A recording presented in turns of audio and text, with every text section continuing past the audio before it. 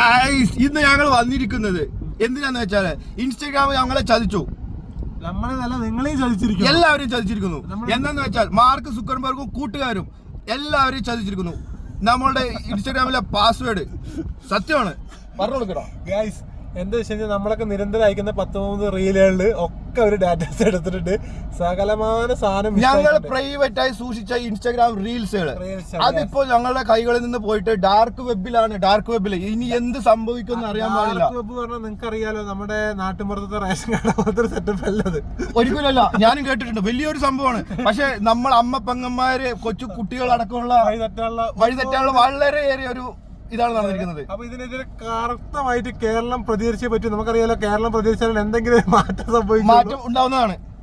അപ്പൊ ഇത് മുഖ്യമന്ത്രി അടക്കം എല്ലാവരും ഇതിൽ എത്തിക്കണം, എല്ലാവരുടെ കയ്യിലും എത്തിക്കണം. അത്രയും പെട്ടെന്ന് നമുക്ക് പറയാനുള്ളത് ഞങ്ങളുടെ ഫസ്റ്റത്തെ വീഡിയോ ആണ്. പരമാവധി റീച്ച് കൂട്ടിത്തരാ, വ്യൂസ് കൂട്ടിത്തരാ, സബ്സ്ക്രൈബ് ചെയ്യുക. സുക്കംബർഗും ആൾക്കാരും അറിയണം, ഈ കള്ളക്കളി അറിഞ്ഞിരിക്കണം. ഇത് കേരളത്തിലെ എല്ലാവരും ഇത് റീപോസ്റ്റ് ചെയ്തിരിക്കണം. മാർക്ക് സുക്കംബർഗും അവരുടെ കൂട്ടുകാരും കുടുംബക്കാരും